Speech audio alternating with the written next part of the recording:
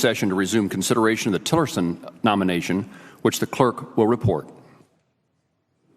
Nomination, Department of State, Rex W. Tillerson of Texas to be Secretary. Under the previous order, there will now be 30 minutes of debate, equally divided in the usual form. Mr. President. The Senator from California. Mr. President, how much time do I have? The time has not been specifically apportioned to the Senator from California.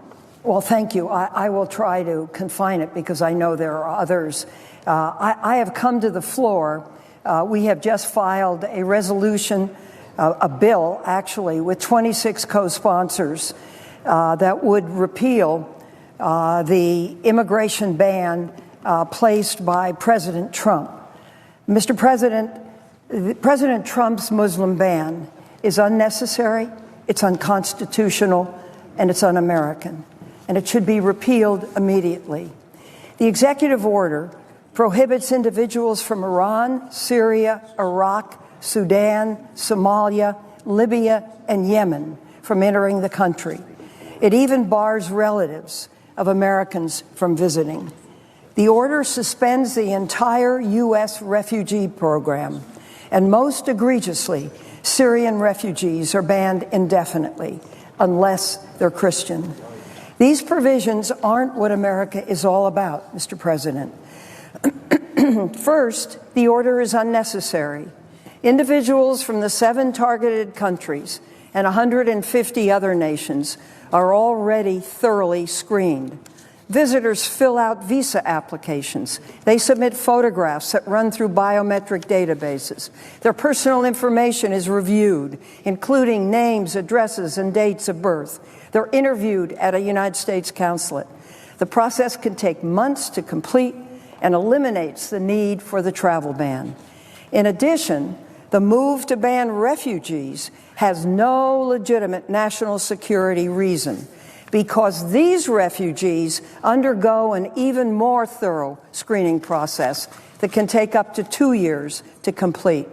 The vast majority of refugees are women and children who have experienced the absolute worst of humanity.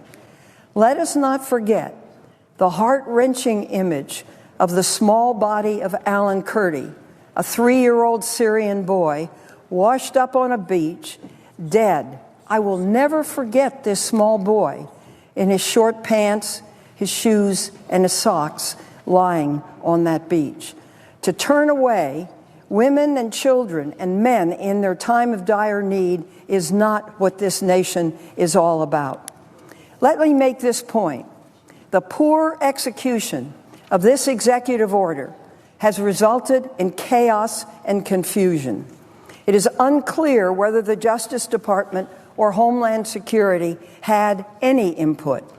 There seems to have been a disagreement about whether it would apply to green card holders. There was confusion about whether it applies to individuals already in transit or approved for travel. And even airport directors, and I have spoken directly with the director of Los Angeles International, San Francisco International, there was confusion about how it applies, and even airport directors were left in the dark about how many people were detained and who they were. Sarah Yohani was one Californian caught up in this mess.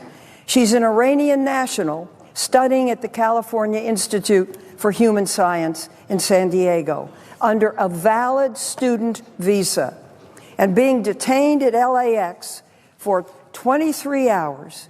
She was sent back to Europe, a clear violation of the nationwide stay against the order. What I'm saying is that the court stay was actually violated. This is just one of more than 100 stories from the weekend. I believe this order is also unconstitutional. The First Amendment prohibits government from establishing a religion or prohibiting the free exercise of thereof. The order violates this First Amendment by targeting Muslims and favoring Christians. The order may also violate the Religious Freedom Restoration Act, which forbids the government from burdening a person's exercise of religion. The law bars any discrimination based on national origin in the issuance of a visa. And finally, detaining people at airports may violate their Fourth Amendment rights. This was an ill-considered overreach, as the court showed over the weekend, and it should be repealed. So the bill that 27 of us are introducing rescinds the president's executive order. The text is simple because the message is simple. We won't stand for these types of actions. In a conclusion, I'd like to say I'm so proud of the peaceful demonstrations we saw, and I join those who are so passionate about the free exercise of religion and free speech. These are our values, Mr. President, as a nation, and I'll be right there with you if anyone tries to violate them. Thank you, Mr. President. I yield the floor.